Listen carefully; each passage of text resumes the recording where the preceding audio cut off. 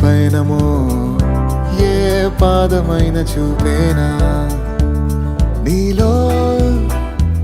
స్వరాలకే నేనే సంగీతమై నువ్వే వదిలేసిన పాటై సాగనా నన్నయ్య రాసిన కావ్యమాగితే తిక్కల తీర్చెనుగా రాధమ్మ ఆపిన పాట మధురిమ కృష్ణుడు పాడెనుగా